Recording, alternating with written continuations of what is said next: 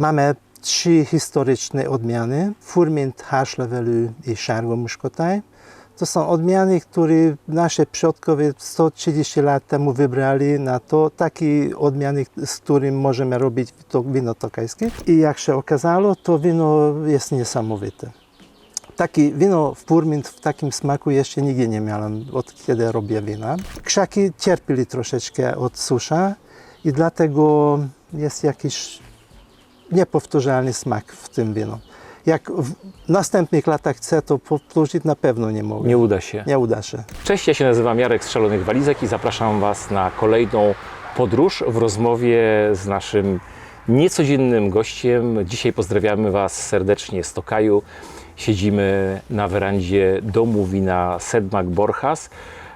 Ci, którzy nas obserwują, którzy czytają nasze teksty, doskonale znają tę winnicę, bo również później ją odwiedzają, a ci, którzy jeszcze jej nie znają, to ją niebawem poznają. Moim rozmówcą jest Szandor, dla przyjaciół Szoni. My się znamy już znamy się parę lat, a tym, którzy nie wiedzą, przypomnę, ty mówisz doskonale po polsku. Tak, dziękuję, dzień dobry. Dzień dobry, cześć.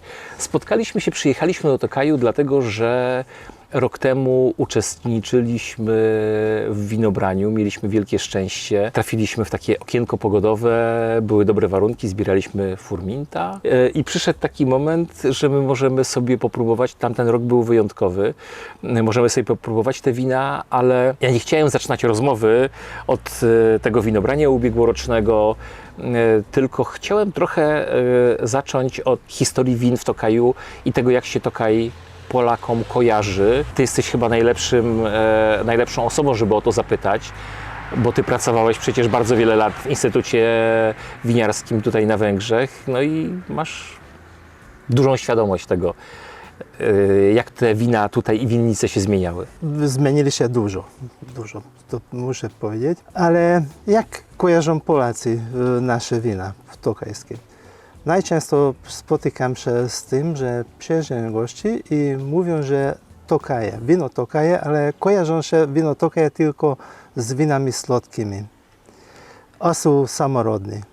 A wino tokajskie są wszystkie wina, które produkujemy tutaj w rejonie tokajskim na tej 5300 hektar, ile jest w momencie. I każde wino, co jest robione z tych 6 odmian, które jest zezwolone na robienie tokajskie wino. A powiedzmy, przepraszam, wejdę Ci w słowo, powiedzmy, bo nie wszyscy wiedzą, jakie to są odmiany dozwolone do uprawiania i produkowania z nich wina w Tokaju?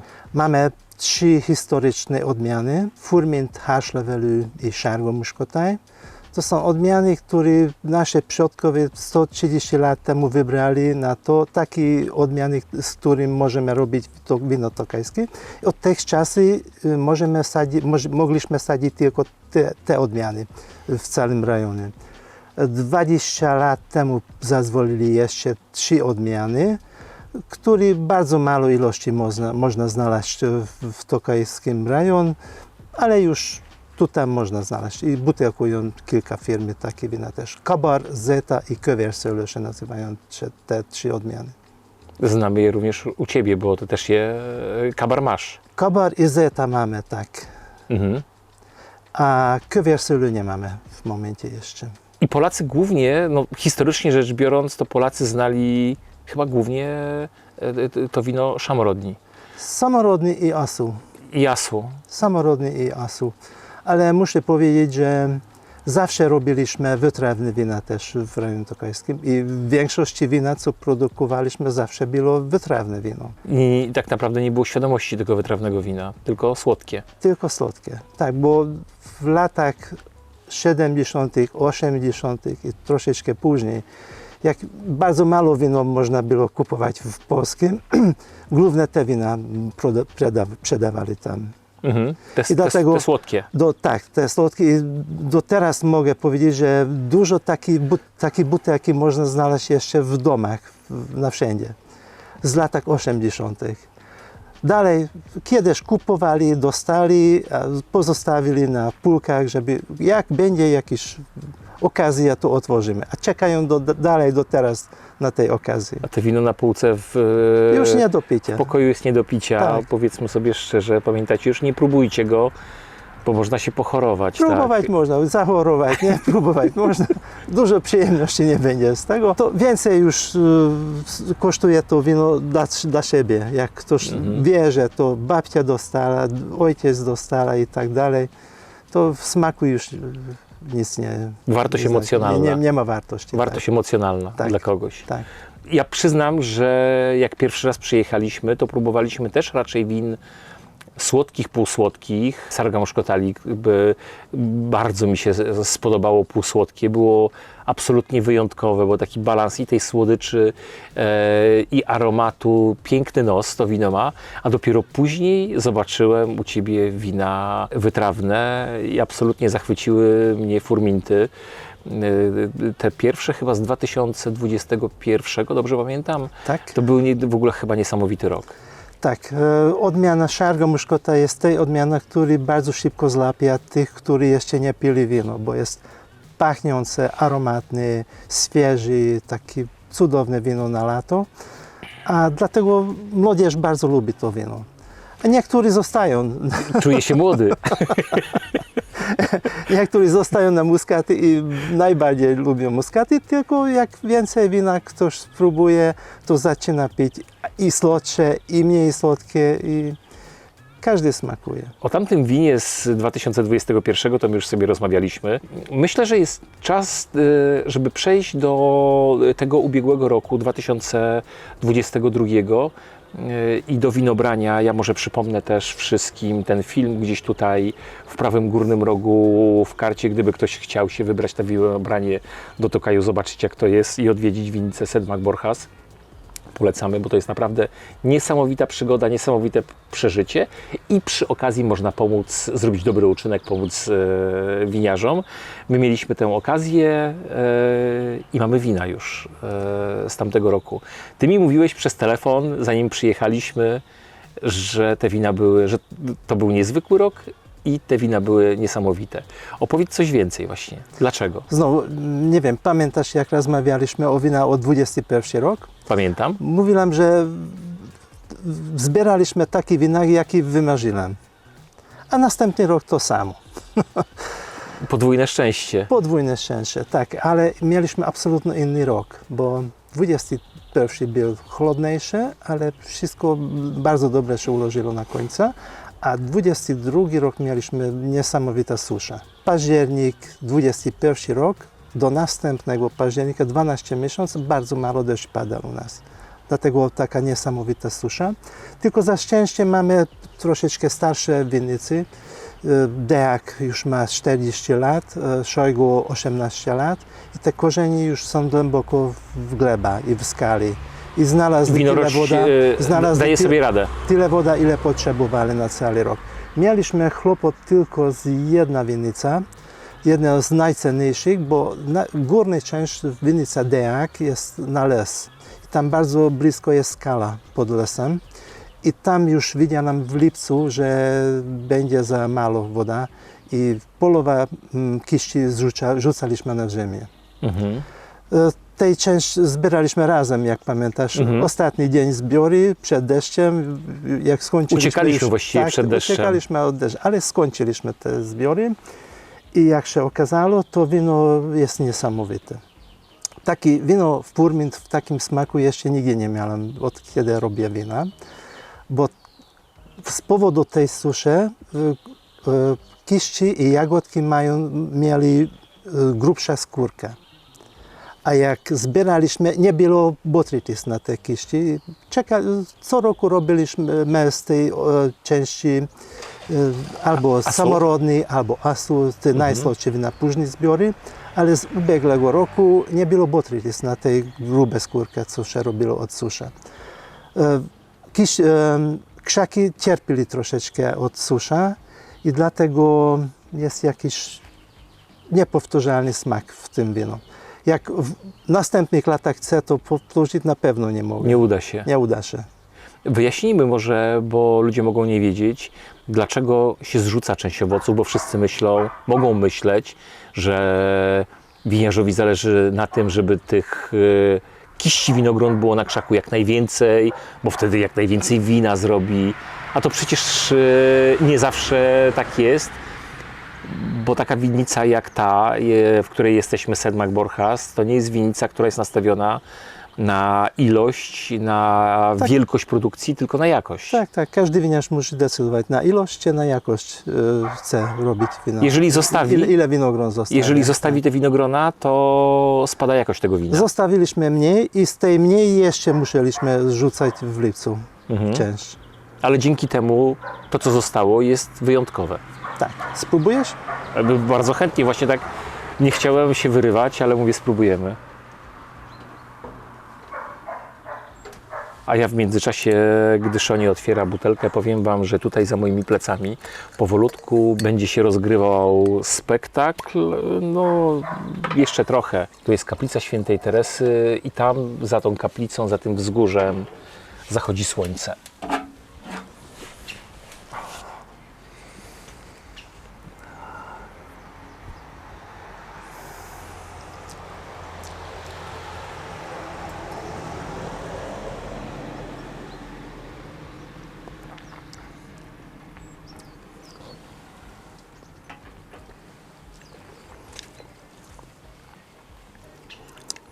Nie ma przesadzonej słodyczy. Wino jest słodkie, ale jest troszeczkę nad granicą półsłodkie. 48 gram cukru resztkowy zostało w to wino. Dużo mniej niż w normalnych latach, ale dzięki temu 100% furmin, czuć wszystkie aromaty furminta i cierpki jest troszeczkę od tej skórki, troszeczkę taniny czuć, co nie jest charakterne na białe wina. Znaczy ja przyznam szczerze, że jestem zaskoczony, bo często wina słodkie to już tak ta słodycz przytłacza, szczególnie w winach tokajskich, a w tym nie. Bardzo, bardzo fajne wino. Dziękuję za pomoc. Bez Was. To ty jesteś, no pomagaliśmy, powiem tak, pomagaliśmy w większym składzie, większą ekipą. Ta ekipa, która tutaj była wtedy, bardzo wspominali, bardzo długo o tym rozmawialiśmy i dla nich to było niesamowite przeżycie. Trafienie na winobranie to jest duże przeżycie, ja to każdemu polecam. Dla Was to jest normalność, nie? Ciężka praca i to taka, trzeba ciągle pilnować tego czasu. Jak wybierasz właściwie dni, kiedy zbierać winogrona?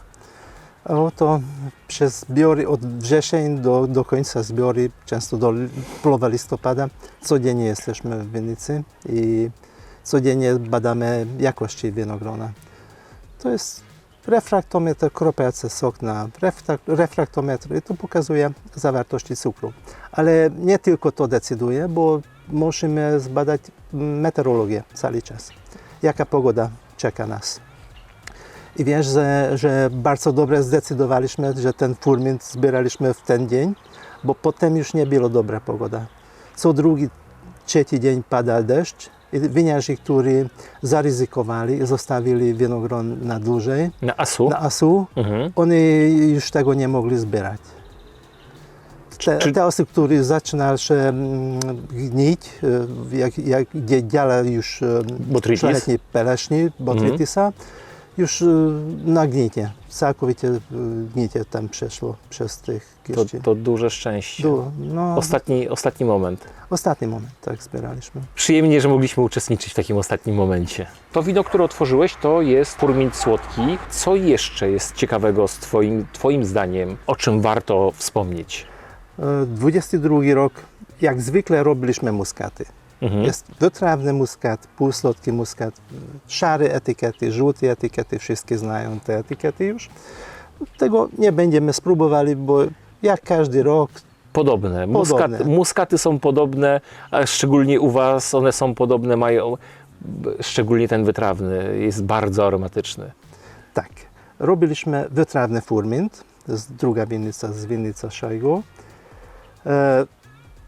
Połowa naszych gości teraz mówi, że 21 jest lepsze, druga połowa mówi, że 22 jest lepsze. 21 rok był taki więcej mineralny, a więcej kwaskowy, a 22 rok więcej smaki, więcej aromaty winogronowe, owocowe. bardzo dobre też. Ale to bardzo dobrze, bo każdy znajdzie coś dla siebie. A jak przyjeżdżają głównie polskie goście i pytam, jakie wina pijecie zwykle, bo chcę zapytać, jakie wino mam sens podać dla nich. Prawie wszystkim mówią, że półwytrawne.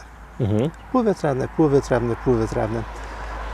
Ta kategoria u nas nie jest taka ważna kategoria, bo kilka gram cukier, różnica jest tylko pomiędzy wytrawne a półsłodkie, a to nazywamy półwytrawny, ale nasze wina nie są tak kwaskowe jak większość wina, co zwykli konsumenci kupują w Polsce. Mhm. I dlatego u nas wytrawne wino smakuje podobnie jak półwytrawne. W Polsce półwytrawne, co można kupować. Tak. Czyli od razu wiadomo, co serwować. Tak, jak mówią już, półwytrawne spokojnie można podać wytrawne. Furmin wytrawny na przykład. Furmin, tak. Jak najbardziej. Robiliśmy później zbiory. To też dawno nie mieliśmy taki rok, że i z Furminta, i z Harschweli robiliśmy później zbiory. To w te mniejsze butelki, widzisz, Właśnie nie ukrywam, że mnie bardzo, bardzo ciekawią, bo zaczęliśmy chwilę rozmawiać przed nagraniem o tych winach, ale miałem cichą nadzieję, że się dowiem czegoś więcej właśnie o nich. To jedno wino też pomagaliśmy, jak dobrze pamiętam, to był też Furmint na Szajgo. A, na Szojgu to było. Pierwszy dzień zbieraliśmy tam, a drugi dzień w Dejak. Tak, pamiętam. Pierwszy dzień mieliśmy w ogóle przepiękną pogodę. Różnica pomiędzy Dejak i Szojgo Furmint ubiegłego roku jest to, że Szojgo był dużo botrytys na winogronie. I dlatego wino, co zrobiliśmy z ten winogron, ma 112 gram cukier resztkowy. I bardzo dobre czuć botrytysa, te późne aromaty, późny zbiór na wino. Jest też wyjątkowe. To jest w ogóle niesamowita rzecz w Tokaju. O tym też nie wszyscy pewnie wiedzą, bo często mówi się o tym, że pleśń atakuje winogrona i faktycznie tak jest. W Polsce pleśń zabija winogrona i no, nie ma co zbierać, nie ma co robić, a tutaj pleśń jest pewnym dobrodziejstwem. Tak, dlatego nazywamy szlachetny pleśń. I my właściwie rok temu, jak zbieraliśmy, to mieliśmy okazję zobaczyć, jak do tego dochodzi, że ta pleśń powstaje, bo pamiętam, że przyjechaliśmy wcześniej rano, nadciągnęła taka mgła, taka chmura wilgotna z nad rzeki Bodrog. Tak, to jest bardzo ważne tutaj na jesień. No i ona właściwie przeszła przez winnicę i te chmury wilgotne, one zaczynają pleśń, tak? Tak, bo rano jest ta mgła, jest wilgoci, na kiści są mokre i dużo szybciej rozwija się pleśń. A potem jak słońce już zaświeci, wysusza się i powstaje asu. Powstaje asu. To co, spróbujemy któregoś kolejnego wina? Spróbujmy, tak. A teraz Furmint późny zbiór. Kompletnie inne. Od razu czuć inne. Rodzynki asu czuć. I brzoskiej. Różnica w słodyczy duża. Ale nie jest aż przesłodzone, nie jest takie, jak my to czasami z Dorys mówimy, takim ulepem, takie lepkie. Ono ma taką jakby słodycz w środku. Bo jest dobre kwasowości Tak. do tego. Ma dobrze zbalansowane. Tak. Myślę, że 11 rok robiliśmy ostatni raz wino w takim smaku jak to. To jest, powiem Ci, ciekawa rzecz, o której też warto powiedzieć, że wina w Tokaju, właściwie to nie będę generalizował, bo każdy winiarz robi wina według własnego konceptu, według własnego uznania. Ty masz swój koncept i tak naprawdę u Ciebie nie zawsze da się powtórzyć te same wina co roku. Z czego to wynika? Dlaczego tak jest? Każdy rok jest inny. Mamy tylko 4 hektary z 6 odmian różnych, także nie mamy dużo od każdej. Nie możemy wyrównać z różnymi owocami, z różnymi winnicami, różne zbiory wcześniejsze, późniejsze, ale u nas nie jest cel, żeby robić co roku takie same wino. Nasi znajomi wszystko bardzo czekają następny rok, jaki będzie smak to wino, jak to będzie smakowało. To jest tak naprawdę niebywałe, bo wykorzystujecie przyrodę, to co daje natura i każdego roku wykorzystujecie jakąś tam swoją szansę.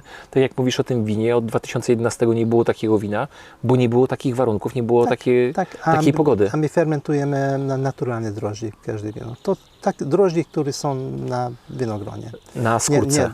Tak, na skórce. Nie dodajemy sztucznych drożdży do wina, do fermentacji. A to każdy rok powoduje inne fermentacje, inne smaki. No ale to są niesamowite wrażenia, bo tak naprawdę nie ma dwóch takich samych win. Każdy rok, nawet tego Furminta, nawet Muscata, to one jednak się jakimiś tam detalami, ja nie powiem, że jestem znawcą, absolutnie nie, to Ty jesteś znawcą, ale nawet ja laik wyczuwam różnicę gdzieś tam pomiędzy niektórymi latami, właśnie w kwasowości, w tym takim balansie między słodyczą a kwasowością.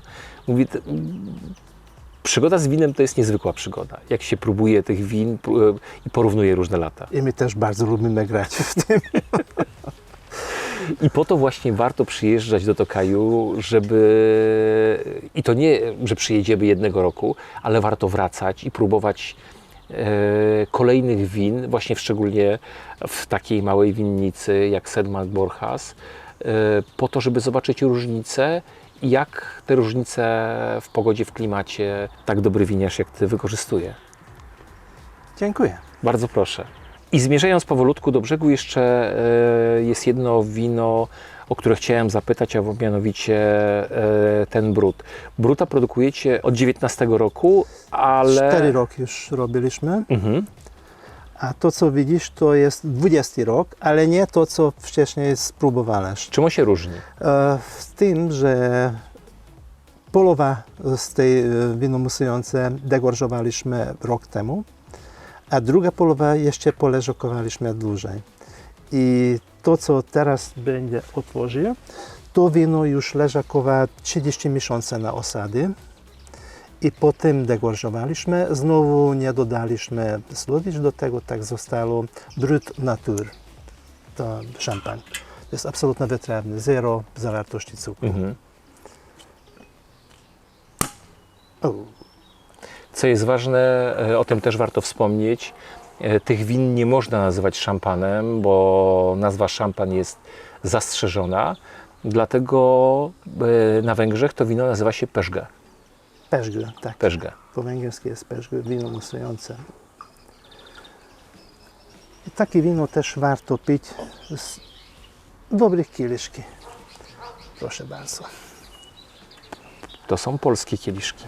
Nie, to Nie nie są polskie. polskie kieliszki. To są krystalowe kieliszki specjalne na szampan. Widzisz, jak I szampan gra. można poznać po tym, że są te bąbelki i tym się różni od włoskiego Prosecco, że tych bąbelków nie ma.